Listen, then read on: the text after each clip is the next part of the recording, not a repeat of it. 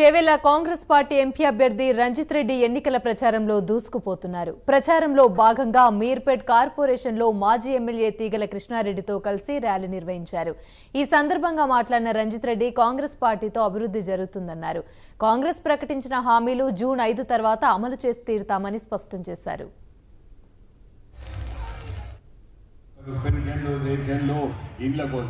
అన్ని దరఖాస్తులు పరిశీలించినందుకు అధికారులు జూన్ 5 తారీఖు తర్వాత రాబోతుండ్రు.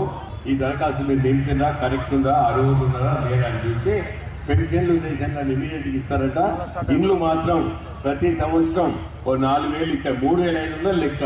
కానీ మన మహేశ్వరం చాలా పెద్ద కాన్స్టిట్యున్సీ కాబట్టి ఇక్కడ కొన్ని ఎక్కువ ఇండ్లు ఇస్తా అని చెప్పి పేదల సంక్షేమాన్ని పెద్ద పీటించే కాంగ్రెస్ పార్టీ ఒక వైపు అయితే బీజేపీ నాయకులు ఉండుంటారు, ఇక్కడ బీజేపీ సింపథైజర్స్ ఉండుంటారు. తప్పు లేదు, ఏ పార్టీకైనా ఎవరైనా మద్దతు తెలుసుకోవచ్చు. కానీ ఆ పార్టీ మనకి ఏం చేస్తుంది, మనం ముందుకు సాగాలంటే మనకి ఎట్లా బెటర్ అవుతుందని చెప్పి ఆలోచించాలి.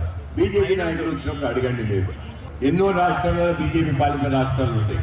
బీజేపీ పాలిత రాష్ట్రాల్లో ఏ ఒక్క రాష్ట్రంలో అయినా ఈ సంక్షేమ పథకాలు ఉన్నాయా?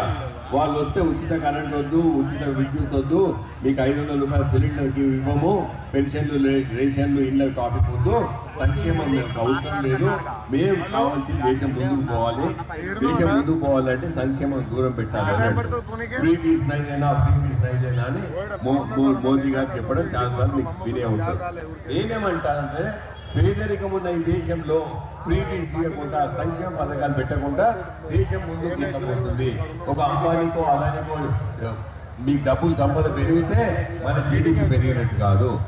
మన సగటున మనం అందరం నివసించే మనకు మన ఆదాయం ఎట్లా పెరగాలన్న ఆలోచన రావాలని కోరుకుంటున్నాను.